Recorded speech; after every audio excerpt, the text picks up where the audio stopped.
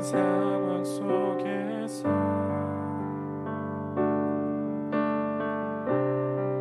주를 찬양할지라.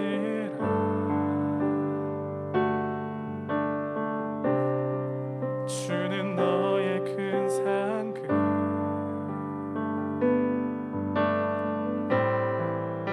큰 도움이시라.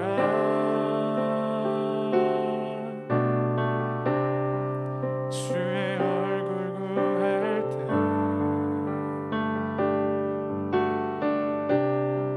주의 영을 부으사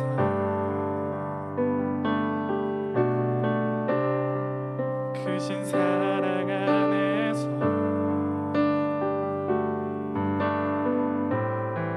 주를 보게 하소서.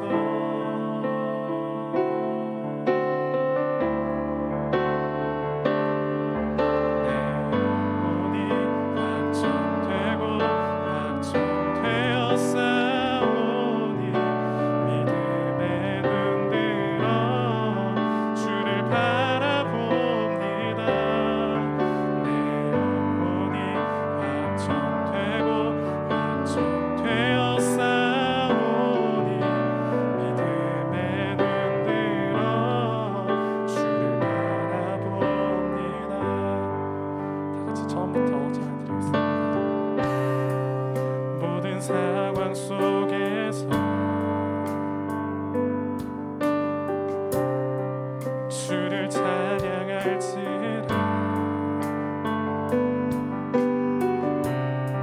주는 너의 큰 상급,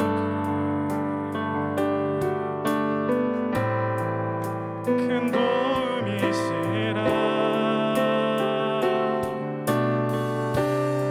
주의 얼굴 구할 때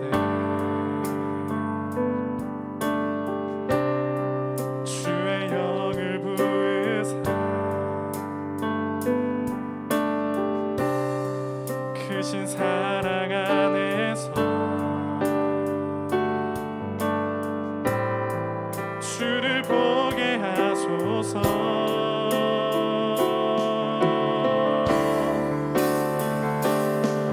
내 영혼이 확정되고 확정되어 싸우니 믿음에 눈들어 주를 바라봅니다.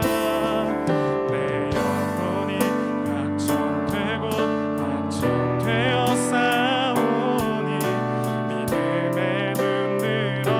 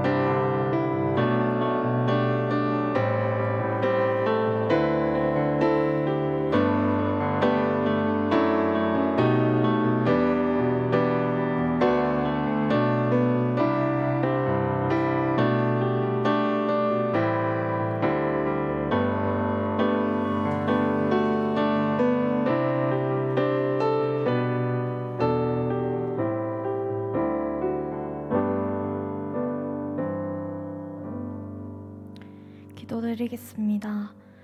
하나님 아버지, 오늘도 이렇게 하나님께 예배드리게 해주셔서 감사합니다. 좋지 않은 상황으로 모두 한자리에서 예배드리지는 못하지만 각자의 자리에서 하나님이 기뻐하시는 예배를 드릴 수 있도록 해주세요. 저희가 너무 연약해서 조그마한 상황에도 넘어지고 합리화하곤 합니다. 하나님이 없으면 아무것도 못하는 존재라는 것을 알고 하나님께 의지하며 살게 해주시고 말씀을 의지해서 단단한 믿음을 갖게 해주세요. 최근 상황이 정말 좋지 않아 매일매일 아픈 사람들이 많이 발생하고 있습니다. 이런 기간이 지속되면서 인간의 나약함을 더욱 느끼는 하루하루를 보내고 있습니다. 이 상황을 통해 더욱 단단한 마음을 가지게 해주시고 지치지 않고 주위의 이웃들을 더 돌아보는 시간을 가지게 도와주세요. 하나님의 때에 하나님의 방법으로 해결하실 줄 믿습니다. 그 믿음을 가지고 개인의 자리에서 노력하게 도와주세요. 오늘 말씀을 듣습니다. 오늘의 말씀이 깊이 마음에 뿌리 내려 하루하루를 살아가는 힘을 주시고 주일에 들은 말씀으로 그치는 것이 아니라 매일 하나님을 찬양하고 말씀을 읽고 기도하게 도와주세요. 하나님을 알아가고 예수님을 닮아가는 시간이 되길 원합니다. 항상 감사드리며 예수님의 이름으로 기도드립니다. 아멘.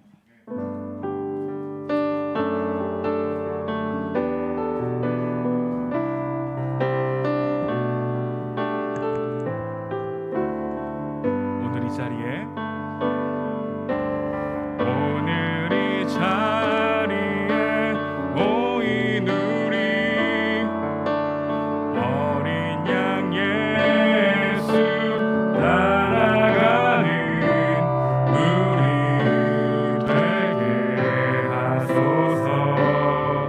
성령의 충만한 임재 안에 어둡던 우리는 밝아져서 주를 보게 하소서. 당신의 겸손함 당신의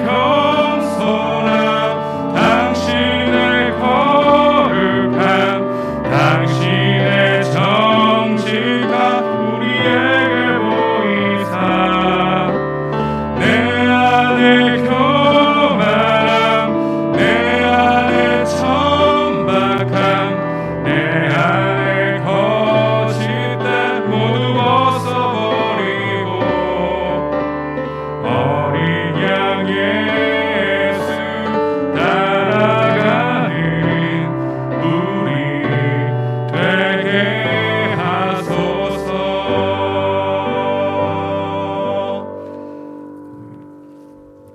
오늘 선포될 하나님의 말씀은 예레미야입니다. 우리 함께 예레미야 29장 5절에서 14절까지의 말씀, 우리 함께 온라인으로 드리고 있는 우리 청년들 말씀을 펴서 오늘 말씀을 받들기 원합니다. 하나님의 말씀 받들어 읽겠습니다. 예레미야 29장 5절에서 14절까지의 말씀, 우리 한 절 한 절 교독하도록 하겠습니다. 너희는 집을 짓고 거기에 살며 텃밭을 만들고 그 열매를 먹으라. 자녀를 낳으며 너희 아들이 아내를 맞이하여 너희 딸이 남편을 맞아 그들로 자녀를 낳게 하여 너희가 거기에서 번성하고 줄어들지 아니하게 하라. 너희는 내가 사로잡혀 가게 한 그 성읍의 평안을 구하고 그를 위하여 여호와께 기도하라. 이는 그 성읍이 평안함으로 너희도 평안할 것이니라. 만군의 여호와 이스라엘의 하나님께서 이와 같이 말하노라. 너희 중에 있는 선지자들에게와 점쟁이에게 미혹되지 말며 너희가 꾼 꿈도 곧이 듣고 믿지 말라. 내가 그들을 보내지 아니하였어도 그들이 내 이름으로 거짓을 예언함이라. 여호와의 말씀이니라. 여호와께서 이와 같이 말씀하시니라. 바벨론에서 70년이 차면 내가 너희를 돌보고 나의 선한 말을 너희에게 성취하여 너희를 이곳으로 돌아오게 하리라. 여호와의 말씀이니라. 너희를 향한 나의 생각을 내가 아나니 평안이요 재앙이 아니니라. 너희에게 미래와 희망을 주는 것이니라. 너희가 내게 부르짖으며 내게 와서 기도하면 내가 너희들의 기도를 들을 것이요 너희가 온 마음으로 나를 구하면 나를 찾을 것이요 나를 만나리라. 이것은 여호와의 말씀이니라. 나는 너희들을 만날 것이며 너희를 포로된 중에서 다시 돌아오게 하되 내가 쫓아 보내었던 나라들과 모든 곳에서 모아 사로잡혀 떠났던 그곳으로 돌아오게 하리라. 이것이 여호와의 말씀이니라. 아멘. 오늘 여러분과 함께 하나님을 기대하라라고 하는 제목으로 말씀을 전하기 원합니다. 우리의 인생은 기대감과 실망감 사이에 있죠. 기대감을 느끼고 또한 실망감도 느끼며 살아가곤 합니다. 우리는 기대감이 크면 실망도 큰 법이다라고 하는 말에 갇혀 있곤 합니다.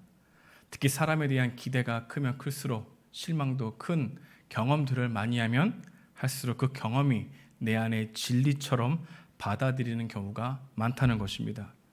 제가 많은 사람들이 주식을 하는 것 같습니다. 그리고 애널리스트들과 이 증권가의 사람들이 삼성전자가 좋다라고 하는 말을 많이 했죠. 그래서 청년들도 그런 기대감으로 영끌을 합니다. 그래서 빚을 내어서 삼성전자 주식을 샀습니다. 그리고 기다리죠. 기대합니다. 10만 전자가 될 것이라는 기대감을 품고 6개월을 보냈습니다.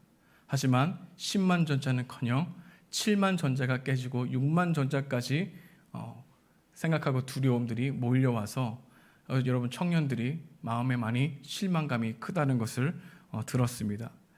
그래서 이러한 청년들의 마음을 위로하기 위해서 유튜브에서는 삼성전자를 분석하고 영업이익이 12조나 되는데 왜 올라가지 않는가라고 하는 이야기들을 통해서 이 청년들의 마음을 위로하려고 하는 사람들이 많아지기 시작하는 거죠.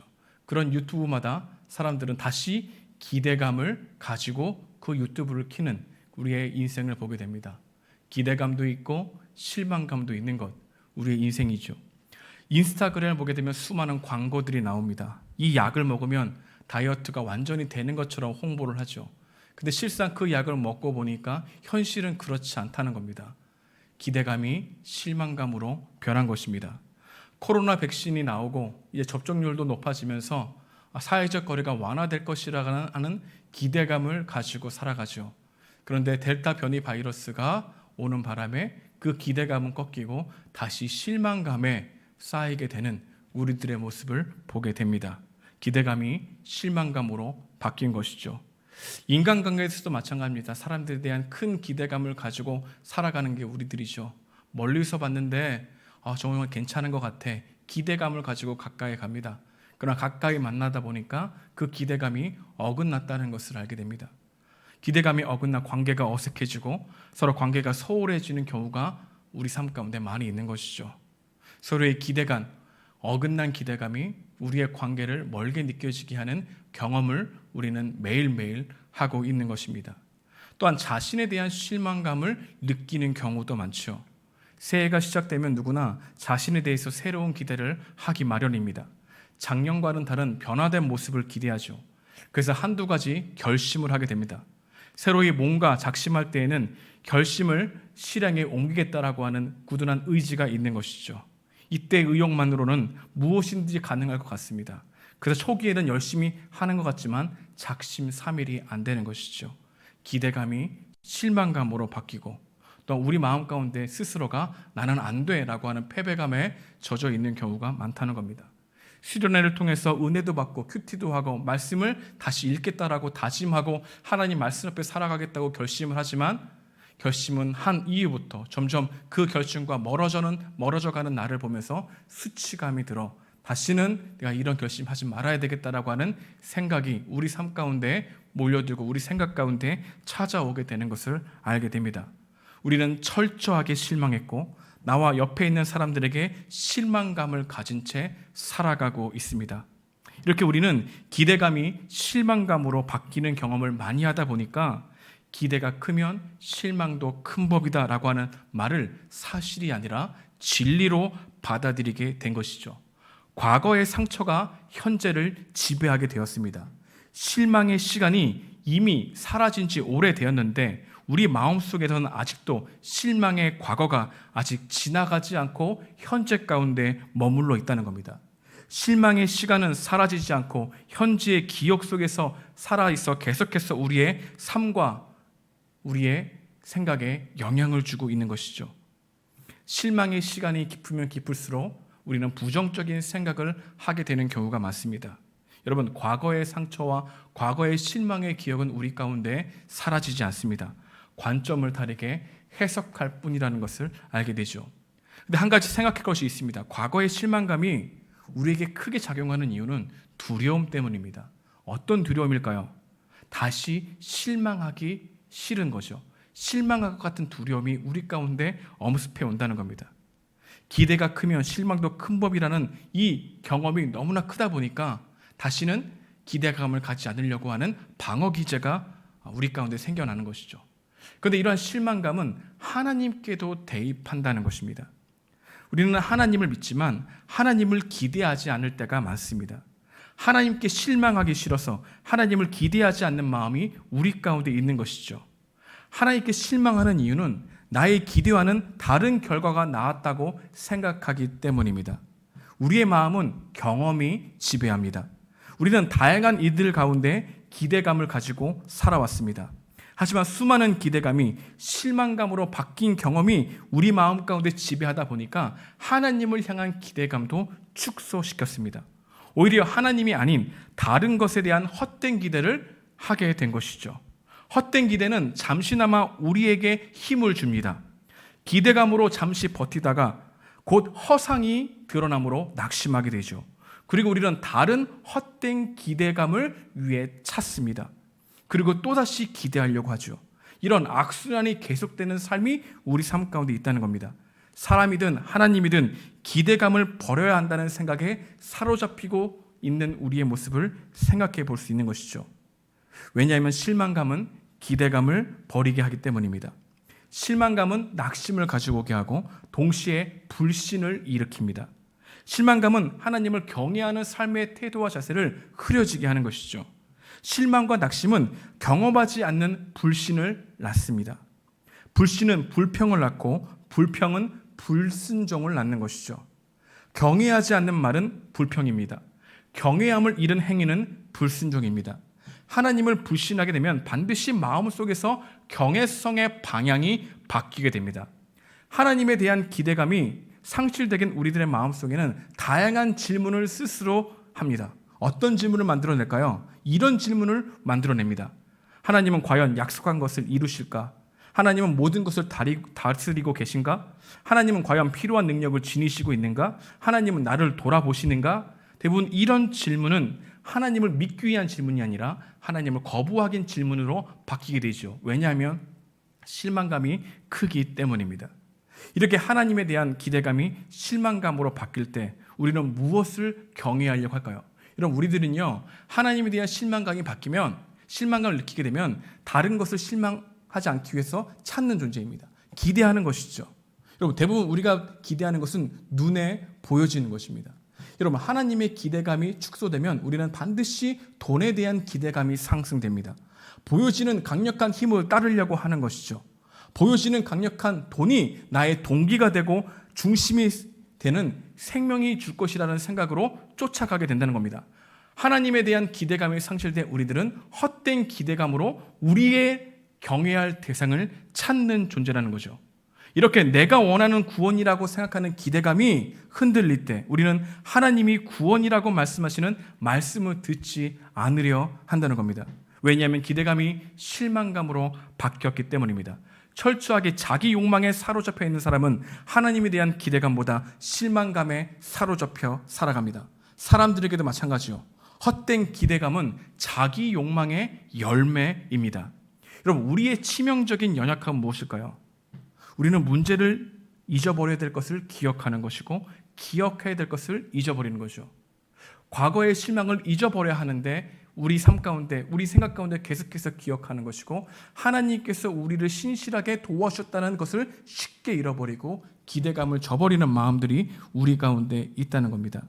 우리에게 하나님이 하신 일, 우리에게 약속하신 그 일, 하나님이 이미 우리에게 말씀으로 주신 삶의 원리들, 축복의 원리들을 우리는 쉽게 잊어버린다는 것이죠. 오늘 본문은 하나님께서 우리에게 회복의 약속과 새 일을 행하시겠다고 하는 기대감을 불러일으키는 본문입니다. 여러분, 하나님에 대한 기대감이 잃어버리게 되면 신앙생활은 메마르게 됩니다. 여러분, 하나님에 대한 기대감을 다른 언어로 바꾸면 뭐라고 말할 수 있을까요? 믿음이라고 말할 수 있습니다. 여러분, 하나님에 대한 기대감이 여러분 삶 가운데 있습니까? 지난 한 주 하나님이 나의 삶 가운데 새 일을 행하실 것을 기대하고 살았습니까? 하나님이 나의 연약한 것을 일으켜 세우셔서 하나님의 말씀을 따라 사게 하시는 그 능력이 내 안에 주어질 거라고 하는 기대감으로 하루하루를 여러분 삶을 여셨습니까? 여러분, 하나님에 대한 기대감이 크면 클수록 우리 삶 가운데는 놀라운 능력이 나타나게 된다는 것이죠. 그래서 사단은 하나님에 대한 기대감을 실망감으로 바뀌게 하려고 해요. 우리의 생각을 부정적으로 해서 하나님을 기대하지 못하게 해요. 하나님에 대한 기대감이 흐려질 때 우리는 하나님이 아닌 다른 것을 경외하려고 하는 대상을 찾는다는 것을 오늘 우리가 생각해 봐야 될 것입니다. 오늘 본문은 이스라엘 백성들이 포로로 잡혀갔습니다. 여러분, 기대할 수 있을까요? 아니죠. 절망 가운데 있죠. 근데 하나님은 예레미야를 통해서 분명히 알게 하는 사실 하나가 있는데, 하나님의 징계는 단순히 멸망을 위한 징계가 아니라 회복해 하기 위한 징계였다는 겁니다. 하나님의 징계는 사랑이 담긴 징계였다는 거죠. 그들의 새로운 기대, 아니 잘못된 기대감을 벗어버리고 새롭게 그들이 하나님으로부터 오시는 기대감을 가지기 위해서 징계를 허용하시는 것이죠. 왜곡된 자기 사랑을 철저하게 무너뜨리신 후에 하나님을 기대할 수 있도록 이스라엘 백성들에게 고난을 통하여 하나님을 바라보게 하시는 열심이 예레미야서에 드러나고 있다는 것입니다. 하나님의 징계는 징계가 목적이 아니라 관계가 목적입니다. 징계는 관계의 회복을 위한 사랑의 채찍이라 할 수 있습니다. 여러분, 하나님의 징계는 동굴이 아닙니다. 터널입니다. 그 끝에 빛으로 회복으로 인도하시는 것이죠. 하나님은 우리를 진실되게 사랑하십니다. 여러분, 하나님이 우리를 사랑하신다고 하는 거에 대한 믿음이 분명히 있습니까? 여러분, 하나님이 나를 사랑하셔서 나의 삶을 지도하신다고 하는 기대감이 있습니까? 그 기대감이 없기에 하나님을 향해서 눈을 들지 않는 것이죠. 여러분, 우리가 정말 신앙이 회복되게 되면 반드시 우리 삶 가운데, 우리 마음 가운데 하나님을 향한 기대감이 회복됩니다. 나의 연약한 삶을 붙들고 일으키실 세울 하나님을 향해 나아가게 되는 것이죠. 여러분, 하나님에 대한 기대감이 있습니까? 말씀을 읽으면 하나님이 나의 삶 가운데 역사하실 거라는 기대감으로 나아가고 계십니까? 사단은 계속해서 나의 인생의 경험의 실망들을 떠올리게 하여 하나님께 기대하지 못하게 하고 실망할까 봐 두려워 하나님을 믿지 못하게 하는 이러한 사단의 미혹이 우리 삶 가운데 여전히 있다는 것을 알게 되는 것이죠. 여러분, 오늘 본문을 통해서 우리가 하나님을 향하여 어떤 기대를 가져야 하는가? 우리가 무엇을 굳게 믿어야 하는가? 바벨론에 포로된 이스라엘 백성들에게 희망의 메시지를 주셨는데 그 희망하고 기대하라고 하는 그 메시지의 말씀은 무엇인가? 여러분들에게 세 가지를 통해서 우리가 기대해야 될 것, 우리가 하나님을 어떻게 기대해야 되는가, 여러분 그 말씀들을 상고해 보고자 합니다. 오늘 첫 번째로 오늘 말씀을 통해서 우리가 기대해야 될 하나님은 어떤 분이실까요? 삶을 바른 과정으로 이끄시는 하나님을 기대하라는 겁니다. 다시 말씀드리겠습니다. 삶을 바른 과정으로 이끄시는 하나님을 기대하라는 것이죠. 오늘 본문에 보니까 이 예레미야를 통해서 이스라엘 백성들에게 하나님이 어떤 말씀을 주셨냐면은 바벨론에 정착하라라고 하는 말씀을 주셨습니다. 오늘 본문 5절인데요. 함께 여러분들 읽겠습니다. 시작. 너희는 집을 짓고 거기에 살며 텃밭을 만들고 그 열매를 먹으라. 하나님은 이스라엘 백성들에게 바벨론의 포로 생활을 먼저 받아들이라고 하는 명령을 주신 거죠. 왜 받아들이라고 했을까요? 섣부른 희망을 가지고 있었기 때문입니다. 이스라엘 백성들이 마음 가운데 가장 원했던 것은 조속한 귀환이었습니다. 그래서 하나님께서는 그 조속한 귀환에 대한 희망감을 먼저 꺾으시는 거죠. 조속한 귀환이 중요한 게 아니라 네가 바벨론을 포로 당했을 때 너의 삶의 과정이 새로워져야 된다는 것을 먼저 말씀하시기 위해서 그들이 섣불리 기대했던 것을 꺾으십니다. 아니야, 너의 기간은 오래될 거야. 이곳에서 70년을 살아야 돼. 그러니 바벨론에 정착해. 그것이 먼저야. 이 말씀의 속뜻은 네가 지난 삶을 돌아봐야 된다. 무엇이 하나님보다 잘못되었는가 생각해 보라는 것이죠. 삶을 바른 과정으로 이끄시는 하나님을 기대하라고 하는 메시지가 오늘 담겨져 있다는 겁니다. 여러분, 현실에 대한 정확한 이해가 필요하다는 것이죠. 긍정적으로 해석하려고 하는 기대감을 무너뜨리시는 답변이었다는 겁니다. 조속한 귀환에 대한 소망이 하나님의 진노를 가볍게 여겼다는 것이죠. 현실을 착각하게 하고 헛된 희망을 품고 살아가게 했다는 겁니다.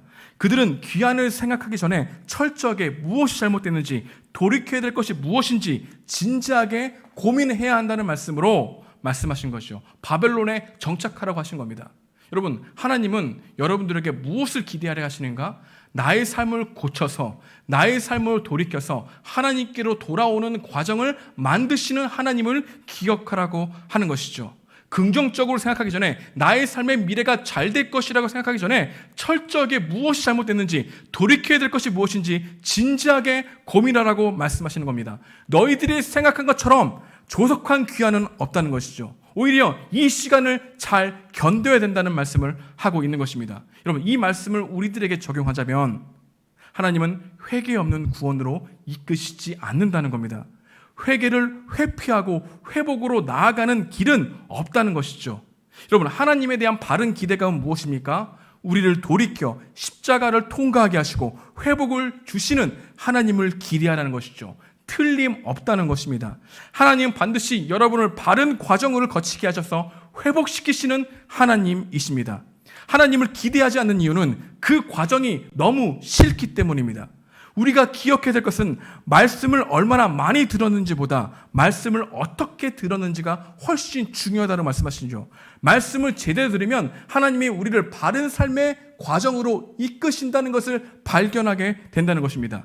하나님은 회개를 회피하고 회복만 바라는 우리들의 마음을 드러내신 것이죠. 여러분, 우리들도 기도 응답만 원하지 하나님과의 바른 관계를 원하지 않는 모습이 있다는 겁니다. 회복만 원하고 부흥만 원하고 잘 되는 것만 원하고 좋은 게 좋은 거라고 생각하는 우리들의 마음 앞에서 하나님은 아니야, 그게 먼저가 아니야. 삶의 과정을 돌이키는 회개를 회피하지 말고 회복을 있을 수가 없다. 나의 삶을 바른 과정으로 이끄시는 하나님을 믿으며 하루하루 삶을 살아가야 한다는 것입니다.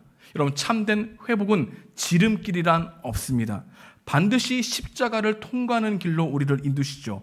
그렇다면 누가 그 길로 걸어갈까요? 누가 회개의 길로 갈까요? 누가 하나님 제가 잘못했습니다라고 하는 그 마음을 품고 하나님께 돌아가려고 할까요? 여러분, 내 안에 스스로 뿌리 뽑을 수 없는 죄가 살아있다고 믿는 사람만이 하나님께로 갑니다. 자기 죄 때문에 몸서리치면서 상념에 사로잡혀 절망과 탄식을 내질러 본 사람만이 하나님께로 돌아갑니다. 죄 때문에 밤잠을 설치고 영혼이 파리해가는 고통을 겪어본 사람만이 주님께로 나아가는 겁니다. 죄의 결과를 뼈저리게 느껴서 내가 주님 아니면 안 된다라고 하는 생각에 사로잡혀 복음이 필요한 존재구나 느낀 사람만이 주님께로 나아가죠. 내가 얼마나 심각한 죄인이구나라는 것을 깨닫게 되는 것, 하나님 우리 삶을 바르게 이끄시는 과정 속에 분명히 있는 길이라는 것이죠.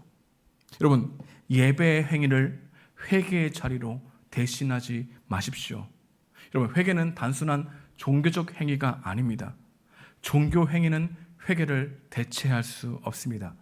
수많은 예배를 드린다고 하더라도 회개하지 아니하면 진정한 회복은 없는 것입니다. 여러분, 진정한 회복은 정성으로 드리는 예배가 아니라 하나님 앞에서의 진실된 회개와 통회하는 마음에서 시작된다는 사실을 기억해야 합니다. 지금 우리가 회개할 것이 무엇입니까? 돌이키면 살아납니다. 회피하면 더욱 멀어지는 겁니다. 회개와 전심으로 하나님 앞에 나아가는 것, 하나님이 우리의 삶에 역사하시겠다는 기대감을 우리는 가지고 볼 수 있어야 되는 것이죠. 여러분, 하나님이 여러분들을 그냥 내버려 두지 않고 바른 과정의 삶으로 이끄신다라고 하는 기대감, 이 기대감을 사단은 절대로 믿지 못하고 아니야, 스스로 주인데 스스로에 대한 기대감을 더 품고 살아가 라고 하는 미혹과 아니야, 하나님께서 분명히 진정한 회복을 위해서 나의 삶을 돌이키기 원하셔 라고 하는 성령의 말씀이 분명히 충돌할 것입니다. 그런데 여러분, 그 충돌 가운데 여러분의 육신의 정욕을 쫓지 말고 나의 삶을 진정으로 돌이켜 하나님의 사람을 만드시려고 하는 하나님의 열심이 내 삶 가운데 있구나라고 하는 기대감으로 살아가는 여러분과 제가 되길 소망합니다.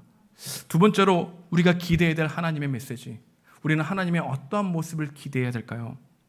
고난 속에서도 반드시 길을 내시고 위로와 소망을 주시는 하나님이라는 사실을 기대해야 한다고 말씀하고 있습니다. 오늘 본문 6절 말씀 함께 읽어보도록 하겠습니다. 시작. 아내를 맞이하여 자녀를 낳으며 너희 아들이 아내를 맞이하여 너희 딸이 남편을 맞아 그들로 자녀를 낳게 하여 너희가 거기에서 번성하고 줄어들지 아니하게 하라. 무슨 얘기입니까? 결혼해라. 또한 결혼해서 아이를 낳아라. 가정을 이루라. 무슨 얘기입니까? 공동체를 만들라. 현실의 그런 아픔과 그런 힘듦을 위축되지 말고 철저하게 하나님이 다시 세우실 것을 기대하고 그곳에서 살아가라 하고 말씀하시죠. 바벨론은 아수르의 정책과 달리 시족 공동체를 이루게 했습니다.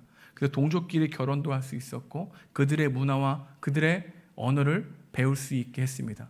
그런 가운데 하나님께서는 바벨론에 포로된 70년 동안에 가정을 이루면서 철저하게 세속 문화에 물들지 말고 하나님을 경외하는 삶을 살아가게 하신 것이죠. 왜냐하면 그것이 우리의 미래와 소망을 믿는 사람들이 하는 행위이기 때문입니다.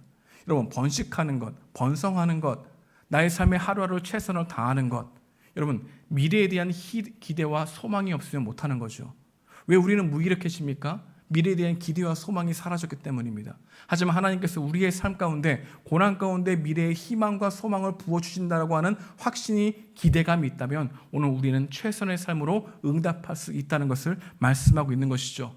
하나님 힘든 포로 생활 가운데 그들에게 말씀하십니다. 절대 낙심하지 말아라. 내가 너에게 미래와 소망을 주겠다. 여러분, 우리 하나님은 징계만 하시는 하나님이 아니라 진정한 회복을 허락하시는 하나님이라는 사실을 굳게 믿고 나아가라. 그게 우리가 기대해야 될 말씀이라는 거죠. 오늘 본문에 보니까 하나님의 말씀이 어디까지 쫓아왔습니까? 바벨론에 포로된 이스라엘 백성들이 있는 곳까지 무엇이 쫓아왔죠? 하나님의 말씀이 쫓아왔죠. 그들은 포로로 끌려갔지만 하나님의 말씀이 그들을 따라갔습니다. 여러분, 성도의 인생에는 때론 고난이 있죠. 하지만 그 고난 가운데 하나님의 말씀이 우리를 따라오십니다. 인생이 막막할 때 하나님의 말씀이 우리를 찾아오십니다. 인생을 살다 보면 내리막길로 걸어갈 때가 있죠. 하지만 그 내리막길에 하나님의 말씀이 찾아와셔서 미래와 희망을 주시는 기대감을 다시 우리 마음 가운데 솟아나게 하신다는 겁니다. 절망 가운데 앉아있는 우리들에게 하나님이 생각나게 하셔서 우리의 절망적인 다리를 일으켜 세워 주님께로 걸어가게 한다는 것이죠. 여러분, 누가복음 5장에 보게 되면은 예수님께서 베드로를 찾아가시는 이야기가 나옵니다. 언제 찾아가신 줄 아십니까? 이른 아침에 찾아갔습니다. 그럼 베드로는 우리가 알고 있듯이 어부이죠. 밤에 일을 합니다. 그리고 아침에 찾아갔다는 것은 퇴근길에 찾아갔다는 것이죠. 그런데 우리가 알고 있듯이 베드로가 고기를 잡으러 밤 가운데 계속해서 열심히 일했지만 노동의 무가치성을 느꼈죠. 왜냐? 물고기를 잡지 못했습니다. 그러니까 퇴근길에 찾아갔다는 것은 어떤 의미가 있냐? 하루를 마치고 퇴근을 준비하는 그때에 찾아오셨다는 거죠. 그물을 씻는 것은 너무나 고된 노동의 표현을 한 겁니다. 밤새도록 수고했지만 얻은 것이 없는 노동의 무가치성을 느끼는 그 상황 속에서 예수님이 베드로를 찾아가신 겁니다. 씨를 뿌렸는데 열매가 맺히지 않을 그때 예수님이 찾아오셨다는 것이요. 최선을 다했는데 최선의 결과를 얻지 못했을 그때 예수님이 베드로를 찾아가셨다는 겁니다. 뼈 빠지게 고생했는데 그리고 아무것도 얻은 게 없어서 절망하고 허탈하고 허무하고 마음에 의기소침이 있을 그때 예수님이 찾아가셨다는 겁니다. 여러분, 고난의 한복판에 있을 때에도 하나님의 말씀은 여전히 우리 마음 가운데 찾아오신다라고 하는 기대감, 이거를 절대 놓지 말라는 겁니다. 절망 가운데 있을 때 무엇이 우리를 찾아올까요? 하나님의 말씀이 찾아옵니다. 고난 가운데 들어야 될 말씀이 진짜 꿀맛같이 단 말씀이 우리 가운데 위로를 주신다는 거죠. 지금 우리는 말씀을 들어도 한 귀를 듣고 한 귀를 흘려버립니다. 왜냐하면 내가 마음 가운데 연약하지 않고 내 마음이 심령이 가난해지지 않기 때문이죠. 여러분, 하나님 말씀을 언제 들릴까요? 심령이 가난해지고 애통해지고 마음에 하나님에 대한 그런 기대감이 일어날 때 우리 가운데 말씀이 들려지기 시작하죠. 그러니까 우리가 철저하게 하나님 말씀이 들리지 않는 이유는 하나님에 대한 기대감보다 실망감이 훨씬 크기 때문이죠. 그 실망감의 실체는 헛된 기대감을 가지고 살았던 거죠. 하나님을 모르고 하나님이 이럴 거라고 생각했던 그 기대감이 오히려 어긋난 기대감으로 사단의 밥이 되어 가고 있다는 것을 보여주고 있는 겁니다. 여러분, 절망 가운데 하나님 말씀이 우리 가운데 찾아져서 미래와 희망과 소망을 주신다고 하는 기대감을 절대 놓지 말고 살아가는 은혜가 있길 소망합니다. 세 번째로, 우리가 기대해야 될 하나님 어떤 분이실까요? 우리의 기도를 들으시는 하나님이라는 사실을 기대해야 된다는 거죠. 우리가 있는 삶 가운데 평안을 주시는 하나님을 기대하고 꿈꾸라고 말씀하고 있는 겁니다. 오늘 본문 7절 말씀 함께 읽어보겠습니다. 시작. 너희는 내가 사로잡혀 가게 한 그 성읍의 평안을 힘쓰고 위하여 여호와께 기도하라. 이는 그 성이 평안함으로 너희도 평안할 것임이라. 하나님은 사로잡혀간 바벨론의 그 땅을 위해서 기도하라고 하시죠. 그 땅을 기도하라는 이유가 무엇입니까? 그 땅에 누가 있습니까? 하나님의 자녀된 백성들이 있죠. 그 땅에서 이스라엘 백성들을 축복하시기로 작정하신 거죠. 그러니까 우리는 하나님의 평안을 누리고 안식을 누리며 살아가도록 하나님께서 우리를 부르셨습니다.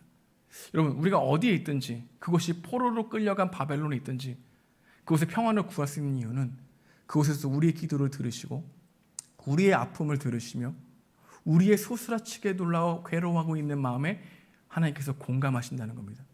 출애굽기 2장에 보게 되면 파라오의 질서 안에 노예로 살고 있던 이스라엘 백성들이 억압받았죠.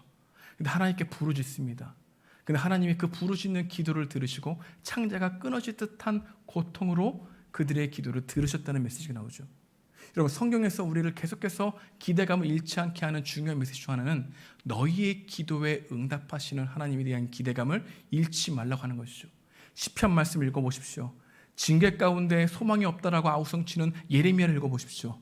그 끝은 하나님께서 우리의 기도를 들으시는구나. 하나님께서 우리를 버리신 게 아니구나. 절망 가운데서 우리의 눈을 들어 하나님 바라보게 하시는구나 라는 걸 깨닫게 하신다는 겁니다. 여러분, 기도하지 않는 이유가 뭘까요? 하나님에 대한 기대감이 상실되었기 때문입니다. 여러분, 하나님께 나의 모든 것을 구하지 않고 하나님께 모든 것을 아뢰지 않는 이유는 무엇일까요? 하나님이 나의 삶을 변화시킬 능력이 없다고 더욱 믿기 때문입니다. 여러분, 우리가 그런 하나님을 믿고 있습니까? 아닙니다. 우리는 실망감을 바뀌긴 이 삶 가운데 어긋난 기대감이 점점 부정적인 생각을 하게 하여 정말 기대하고 소망해야 될 하나님을 향한 능력을 거부하게 했죠. 여러분, 여러분의 모든 문제, 아픔들을 하나님께 아뢰 수 있는 은혜가 있길 소망합니다. 하나님, 나 이렇게 연약합니다. 하지만 나 포기하지 않을래요. 하나님, 난 언제든지 주님 없으면 내일 똑같은 죄를 짓고도 남을 존재입니다. 하나님, 겉모습은 이렇게 괜찮은 것 같지만 속에는 죄 덩어리입니다. 욕망과 탐욕의 존재입니다. 나를 얼마나 자랑하려고 하는데요. 하나님, 내 자신을 스스로 보게 되면 수치스러워 가리고 싶습니다. 나는 더욱더 포장하려 하고 더욱더 좋은 것으로 가리려 하고 좋은 스펙으로 나의 어두운 것을 하나님 가리고 싶어하는 존재입니다. 하나님, 나는 절망 가운데 더 절망해야 돼요. 그러니 나를 도와주십시오 라고 솔직하게 말할 수 있는 그런 대상이 있다는 것, 그런 하나님을 기대할 수 있다는 것, 그게 가장 복인 거예요. 주님, 여러분, 하나님이 기도를 응답하시는 것이 복이 아니라 하나님 그분 자체가 복이라는 것을 믿고 따라가는 은혜가 있길 소망합니다. 그게 우리가 기대해야 될 하나님이라는 거죠. 여러분, 나의 삶 가운데 평안을 구하고 이웃을 위해 기도하는 그 기도를 들으시는 하나님을 기대하라. 사단은 그 기대감을 꺾고 하나님이 아닌 경외해야 할 대상을 다른 것으로 옮겨가려고 하건 우리들을 계속해서 미혹한다는 것이죠. 첫 번째로, 삶의 바른 과정으로 이끄시는 하나님을 기대하라. 절망 가운데서도 미래와 소망을 주시는 하나님을 기대하라. 세 번째로, 나의 삶의 모든 것을 아래도 나의 기도를 들으시고 응답하시는 하나님을 기대하라. 기도의 응답은 내가 원하는 대로 되는 것이 기도의 응답이 아닙니다. 나의 필요를 나보다 더 잘하시는 하나님의 뜻대로 되는 것이 기도 응답인 거죠. 여러분, 기도 응답은 내가 어떠한 현상을 보여주는 걸 따라가는 게 아니라 하나님 그분 자체가 나에게 복이 된다라고 여기고 생각하게 될 때 최고의 기도 응답인 것이죠. 이것을 우리에게 주신다. 여러분, 가슴 뛰지 않습니까? 내 안에 이런 하나님에 대한 기대감이 죽어 있다면 나를 불쌍히 여겨 주십시오. 하나님, 나를 불쌍히 여겨 주십시오. 하나님의 기대감을 상실한 채 실망감으로 사람에 대한 기대감과 하나님에 대한 기대감조차 없이 그냥 나만 믿고 살아가야 된다, 언제나 의심과 불안과 불평과 불순종의 마음으로 살아가려고 하는 이 죄성이 많은 우리들의 삶 가운데 찾아와 주십시오 라고 고백하며 나가는 여러분과 제가 되길 소망합니다. 여러분, 하나님의 말씀을 외면하지 말고 대면하십시오. 내가 스스로 말씀을 적용하려고 하지 말고 그 말씀에 적용당하셔서 주님, 나를 도와주십시오, 나를 삶의 바른 과정으로 인도해 주십시오, 그 주님의 길로 걸어가게 해주십시오 라고 고백되어지는 참된 그리스도인, 점점 연약해져서 하나님 아니면 안 된다라고 하는 겸손함이 우리 가운데 채워지는 이 길로 우리를 이끌어 가옵소서라고 기도하는 은혜가 있길 소망합니다. 여러분, 우리 삶 가운데는 이 길을 깨닫지 않냐면 그리스도인이 될 수 없어요. 나의 연약함이 하나님을 붙들 수 있는 기대감으로 바뀌는 이 경험들이 우리 가운데 주어지지 않냐면 아직 인격적으로 주님을 만난 게 아닙니다. 여러분, 주님을 믿으면 믿을수록 내가 죽고 그리스도만 보이는 이 그리스도만 남을 때까지가 우리의 삶의 최종적인 목표가 아니면 아직 우리는 신앙의 초보 안에 있는 것입니다. 여러분, 하나님에 대한 기대감이 상실되어 있다면 지금 그것을 그냥 내버려 두고 흘려보내야 될 것이 아니라 바르게 진단해야 됩니다. 무엇이 잘못되었는가? 내가 왜 지금 이렇게 되었는가? 왜 기대감이 없이 실망감에 거친 채 헛된 기대감을 가지고 살아가는가? 그것을 말씀을 통해서, 기도를 통해서, 목사님의 설교를 통해서, 또 지체들의 삶의 과정을 통해서 깨닫게 되어 주님께로 나아갈 수 있는 우리 서울영동교회 청년이 되길 주님의 이름으로 축복드립니다. 기도하겠습니다.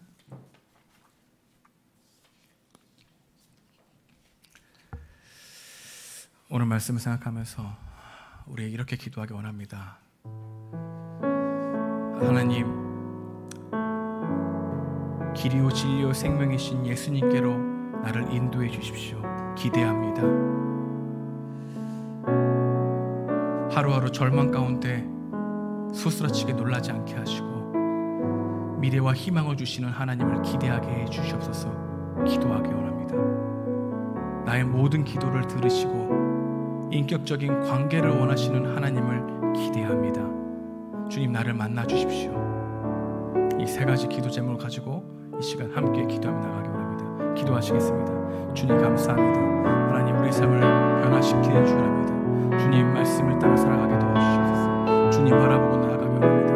우리 삶의 바른 과정으로 이끄시는 하나님을 바라봅니다. 주님, 절망 가운데서 미래와 희망을 주시는 하나님을 기대합니다. 우리의 기도를 들으시고 우리 삶 가운데 평안을 주시는 하나님을 기대합니다. 하나님의 내 기대감을 줄어들지 않게 하시고 오히려 주님을 더욱더 기대함으로써 오늘 하루를 살아가게 도와주시옵시고 기대감이 결론이 되어 기도하게 하시고 기대감이 결론이 되어 찬양하게 하시고 기대감이 결론이 되어 말씀 보게 하시고 기대감이 결론이 되어 하나님 앞에 머물 수 있는 우리들의 심령 될 수 있도록 하나님, 우리 청년들을 붙들어 주셨기를 간절히 바라고 원합니다. 오 주님, 인도하여 주시옵소서. 성령께서 역사해 주시옵소서. 하나님, 우리의 완악한 마음을 부드럽게 하시고 하나님을 향한 기대감이 새롭게 일어날 수 있도록 우리의 심령을 붙들어 주셨기를 간절히 바라고 원합니다. 오 주님, 이끌어가여 주시옵소서.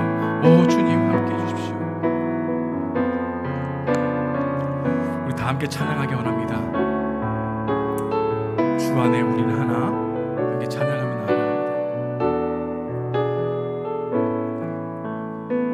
주 안에 우린 하나, 모습은 달라도 예수님 한 분만 바라네. 사랑과 선행으로 서로를 격려해 따스함으로 보듬어 가리. 주님 우리 안에 함께 하시니 형제 자매의 기쁨과 슬픔 느끼네. 내 안에 있는 주님 모습 보네. 그분 기뻐하시네.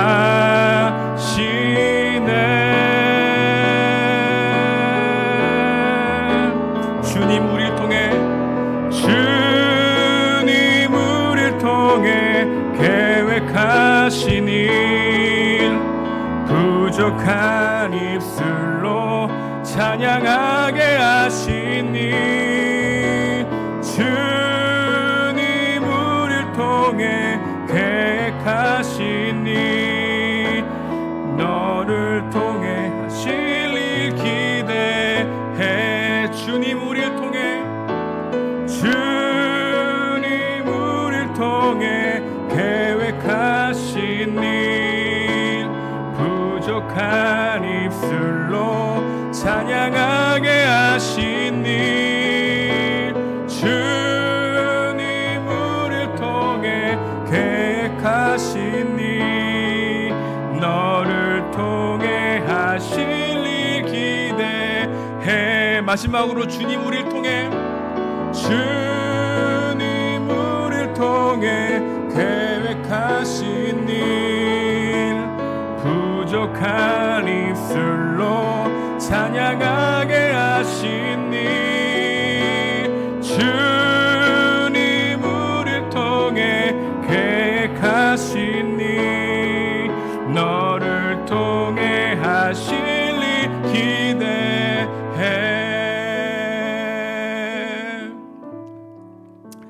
여러분 가슴에 손을 얹어주시면 제가 여러분들을 위해서 축복하며 기도하겠습니다.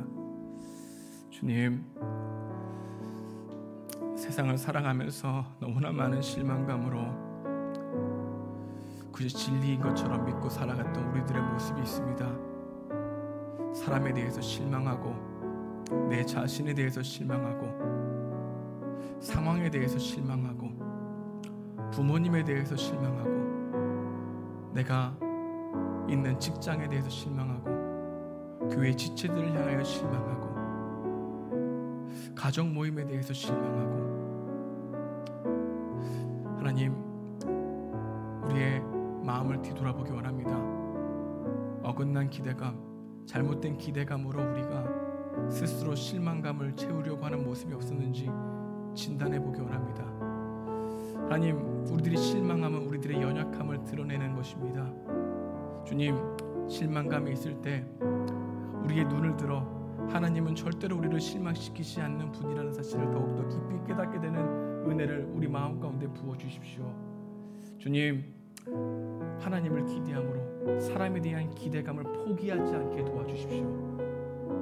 하나님, 사람에 대한 기대감보다 복음이 필요한 존재임을 더욱더 깊이 믿게 하시고 하나님, 하나님께서 그 사람을 포기하지 아니하셨다는 그 사실을 더욱더 믿고 우리도 선을 긋지 않고 다가갈 수 있는 은혜가 있게 하시고 하나님이 그를 변화시킨다는 사실을 믿고 기대할 수 있는 우리들의 마음 되게 도와주시옵소서. 우리를 변화시킬 수 있는 은혜는 오직 하나님께만 있다는 것을 알게 하시고 하나님은 나를 포기하지 아니하셨다는 것을 더 믿게 해달라고 기도하기 원합니다. 함께하여 주시옵소서. 이들이 날마다 이 기도 제목을 가지고 하나님 앞에 설 수 있도록 도와주십시오. 하나님에 대한 기대감이 아침에 일어났을 때 내 마음 가운데 일어나게 하셔서 일어나는 그 자리가 기도의 자리가 되게 하시고 일어나는 그 자리가 오늘도 주님이 새 일을 행할 것을 기대합니다라고 하는 고백할 자리가 되게 하시고 우리의 절망 가운데 일으켜 주님 바라볼 수 있는 자리가 될 수 있도록 인도해 주십시오. 주님, 미래는 알고 가는 것이 행복한 것이 아니라 주님에 대한 기대감, 그 믿고 가는 것이 행복한 것인 믿습니다. 우리에게 미래와 희망을 주시고 또한 우리의 기도에 응답하시는 주님을 바라봅니다. 우리 청년들을 포기하지 아니하시니 감사합니다. 이들을 온전한 아담의 형상으로 바라봐 주시니 감사합니다. 이들을 예수님처럼 바라봐 주시니 감사합니다. 예수님처럼 바라보시기에 예수님을 내어주셨던 것처럼 우리를 그토록 사랑하시는 은혜에 감격합니다. 주님, 이들의 삶의 옳은 가정으로 인도하여 주옵소서. 이들을 축복합니다. 예수님의 이름으로 기도드리옵나이다. 아멘. 우리 함께 찬양하겠습니다.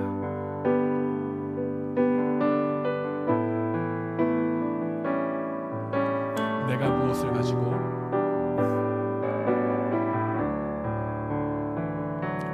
내가 무엇을 가지고 여호와 앞에 나가며 높으신 하나님께 경배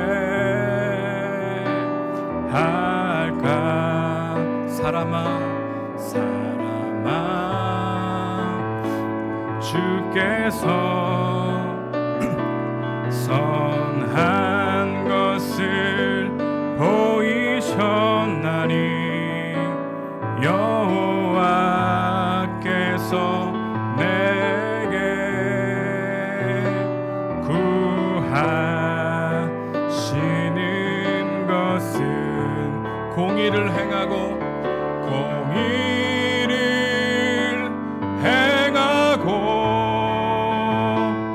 인자를 사랑하며 겸손히 내 하나님과 함께 행하는 것이라. 이제는 우리를 죄에서 사망에서 구원하신 예수 그리스도의 은혜와 하나님의 극진하신 사랑과 성령님의 감화하시고 교통하심이 하나님을 기대하고 살아가기 원하는 우리 모든 청년들의 머리 위에 하나님의 은혜가 영원히 가득하길 축원하옵나이다. 아멘.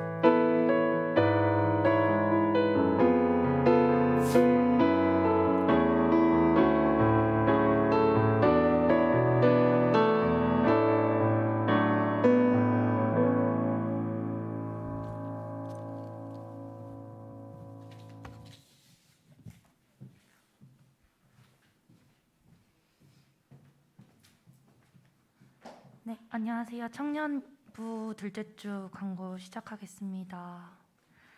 먼저 예배 자리 나오신 모든 여러분들 환영하고요. 지금 혹시 새로 오신 새가족분들 있다면 그 아래에 있는 목사님 번호로 문자 남겨주시면 감사할 것 같습니다. 두 번째 광고입니다. 최근 코로나 확진자 수가 급증함에 따라서 모든 예배를 전면 비대면으로 진행하게 되었고요. 교회는 방역 수칙을 철저하게 지키면서 최소 인원으로만 예배를 준비하고 있습니다. 저희 코로나 잠잠해질 때까지 조금만 모두들 힘내셨으면 좋겠습니다. 예배 후에 줌을 통한 가족 모임이 있는데요. 가족 모임 후에 반드시 가족 사진 남겨주시면 감사하겠습니다. 인스타에 올라갈 예정이고요. 7월 마지막 주 주일이랑 8월 첫째 주 주일에 가족 모임을 쉬게 되었습니다. 가족장분들이 다 공지하시겠지만 주일 공지로도 한 번 더 말씀드립니다. 네 번째 광고입니다. 성경 바르게 읽다 하나님 나라 관점으로 보는 성경 개론, 목사님 아직 접수 받고 계시고요. 목사님께 개인 연락 부탁드립니다. 포브스 선정 방학을 가장 알차게 보낼 수 있는 활동 1위 성경 바르게 읽다입니다. 네. 그리고 일시 보시면은 2021년 7월 13일 화요일부터 8월 17일 이제 하는데 저희가 이게 오프라인 예배일 때 저녁 8시부터 9시까지였어요. 근데 지금 전면 비대면으로 됐고 확진자 수가 아직 줄어드는 추세가 아니어가지고 온라인으로 진행될 것 같은데 일단 그 7월 마지막 주랑 8월 첫째 주 저희가 가족 모임 쉬잖아요. 그래서 예배 마치고 잠깐 한 10분 정도 쉬는 시간 가지고 목사님 특강으로 저희가 가족 모임 대신 특강 진행하시는 거 맞으시죠? 네, 그렇게 진행될 예정이고 아마 그 전주랑 전전주에 계속해서 광고 드릴 거라서 까먹으시진 않을 것 같습니다. 왜 참가해야 되나요? 저번 주에도 설명을 드렸는데요. 성경의 흐름과 핵심 메시지, 구절들을 배울 수 있고 하나님이 어떤 분인지 궁금하시다면 그걸 직접 느낄 수 있는 좋은 계기가 될 것 같습니다. 그리고 성경을 시간별로 통독이 가능하고 복음이 무엇인지를 알 수 있습니다. 정말 좋은 활동이니 놓치지 않으셨으면 좋겠습니다. 그리고 그 영수증 주신 거 처리는 다 했는데 입금이 아직 안 되고 있는 상황이어가지고 저번 주에 주신 분들은 다음 주 중에 입금될 것 같다고 우리 회계님께서 말씀을 해주셨습니다.